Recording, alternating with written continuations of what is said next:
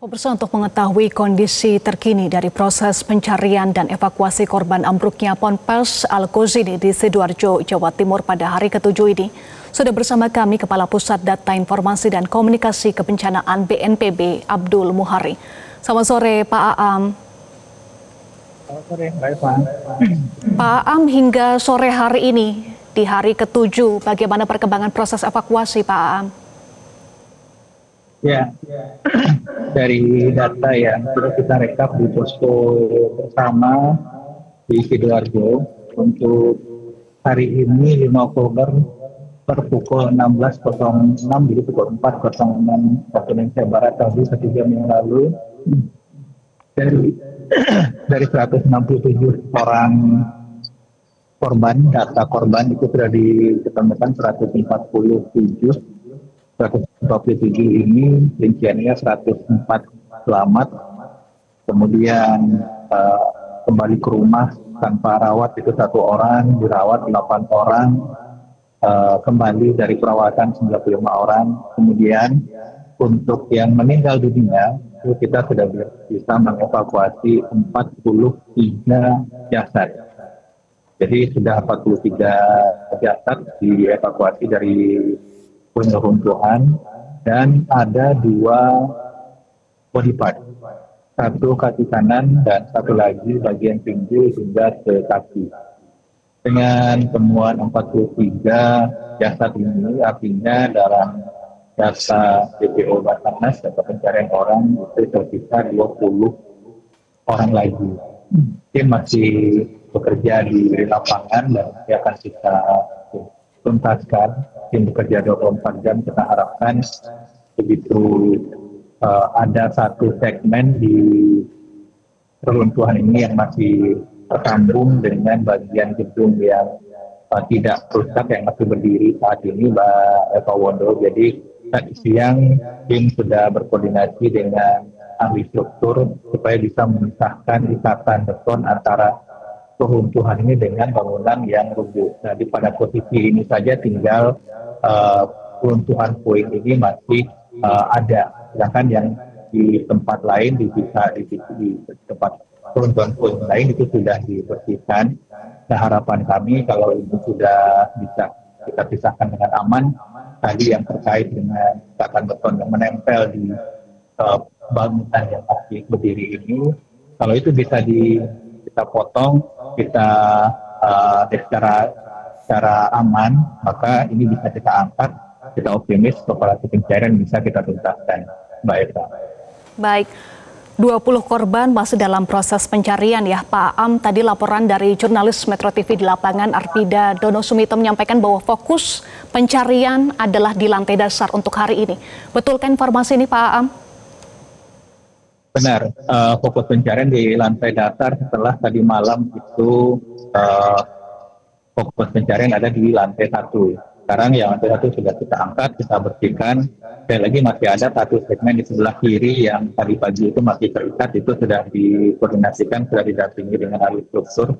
Yang sebenarnya sisa segmen yang belum tersentuh itu cuma ada di sisi yang tadi terikat dengan bangunan yang masih berdiri itu. Nah, kalau pada siang hari ini itu sudah bisa ditingkatkan, sudah bisa diputus, katanya kami optimis itu sudah bisa diangkat, dan saya rasa proses evakuasi korban kalau bisa kita tuntaskan dalam 1-2 hari ini. Iya. Pak Aam, upaya pencarian korban waktunya bersamaan dengan proses pembersihan puing-puing reruntuhan bangunan. Kemudian Anda sampaikan tadi juga ada proses beton yang menempel. Ini ada proses khusus ya yang harus dilakukan. Bagaimana kemudian tim gabungan memastikan proses ini berjalan maksimal, tetapi tentu dengan prinsip kehati-hatian yang terus dipegang, prinsip kehati-hatian ini, Pak Aam? Benar sekali, Mbak Eva. Jadi tetap keselamatan pengemudi di lapangan itu adalah nomor 1, tetapi juga kita mempertimbangkan bahwa banyak orang tua dari santri yang sudah menunggu hampir 7 hari menanti kabar kejelasan dari putri mereka, dan ini juga menjadi salah satu motivasi bagi tim di lapangan untuk bisa mempercepat proses. Mereka bekerja hampir 24 jam, shifting, setiap tim berupaya untuk semaksimal mungkin bisa mempercepat, karena posisinya saat ini setelah hari ketiga di mana kita sudah bisa mengevakuasi 7 korban yang awalnya terindikasi itu masih selamat, kita bisa keluarkan 7-7-nya, 2 dalam kondisi meninggal, 5 dalam kondisi selamat.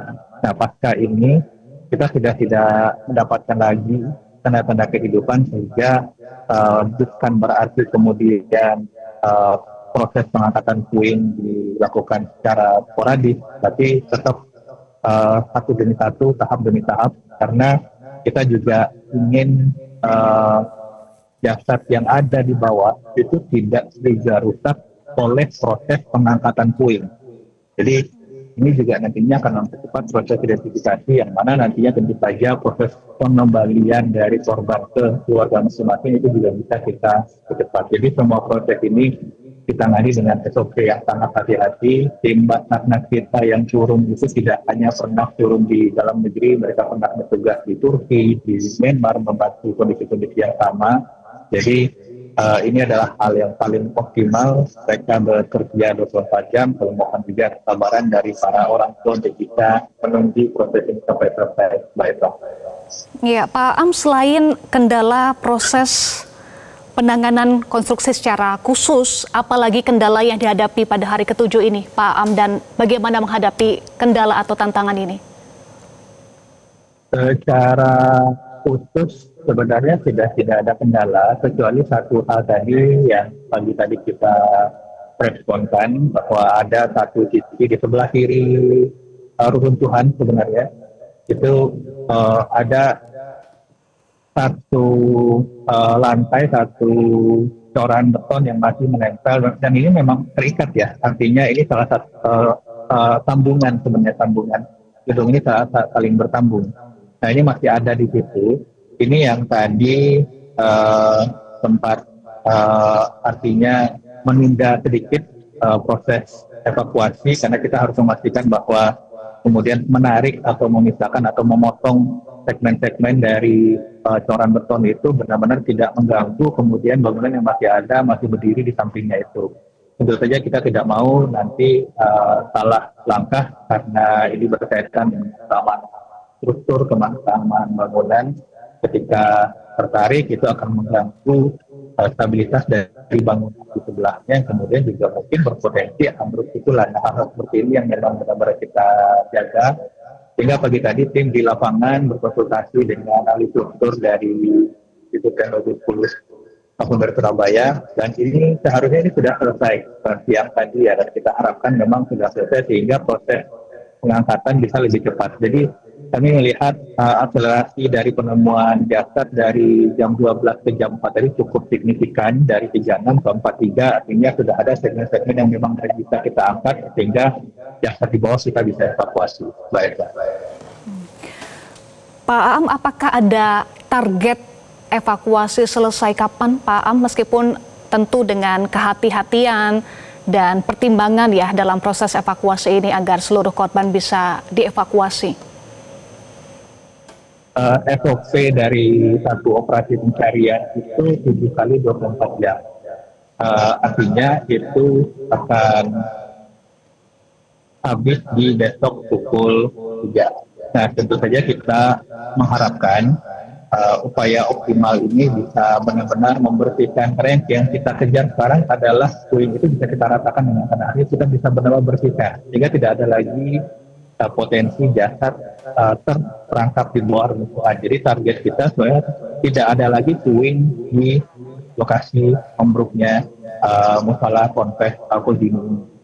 Nah, tentu saja sekiranya masih ada nanti kondisi-kondisi atau dinamika di lapangan yang kemudian mungkin membuat pekerjaan masih ada satu segmen atau di hambatan-hambatan yang di lapangan terkait dengan aspek safety dan lainnya, ini operasi tentu bisa dilanjutkan, dan masa dilanjutkannya operasi ini berapa lama nanti akan sangat tergantung dengan kebutuhan dan dinamika di lapangan.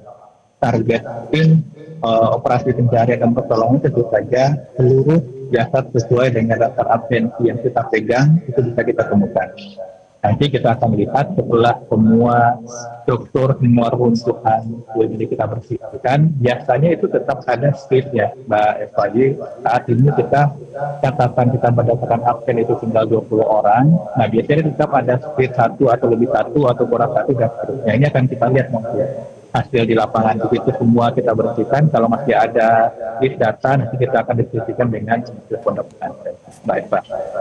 Ya, Pak Am, keluarga masih menunggu di area Ponpes. Bagaimana upaya pendampingan dan penjelasan ini diberikan kepada keluarga yang menanti kabar kondisi anak-anak mereka? Tim gabungan itu membuka posko di Ponpes dan kami selalu melaporkan melakukan konferensi pers ekspos dari apa yang akan dikerjakan hari itu pada pagi hari jam 8 sampai jam 9 dan apa hasil pencarian pada hari itu di pukul 8. Jadi dengan itu keluarga pasti terinformasikan apa rencana hari itu dan kemudian ditutup dengan apa hasil hari itu. Tetapi memang ini sangat-sangat memahami bahwa psikologi soal orang tua yang masih menunggu kabar kejelasan anaknya itu pasti saja mengharapkan waktu yang cepat atau proses yang lebih optimal dan sebagainya. Tapi yang kami harapkan adalah semua tim ini, semua kita ini sudah melakukan yang terbaik. Sekali lagi kami sampaikan tim ini bekerja 24 jam tanpa istirahat sama sekali. Dan semua proses tentu saja kita harapkan upaya pencarian pertolongan ini tidak menimbulkan fatalitas baru dan semoga semua bisa tetap kita jaga sabar dan ikhtiar kita supaya semua bisa selesai secepat mungkin. Baik, Pak. Ya, amin. Kita doakan kelancaran untuk proses evakuasi. Tentunya juga terima kasih ya Pak Aam untuk seluruh tim gabungan yang bekerja 24 jam non-stop dalam proses evakuasi ini. Terima kasih Kepala Pusat Data Informasi dan Komunikasi Kebencanaan BNPB Abdul Muhari sudah bergabung bersama kami di Metro hari ini.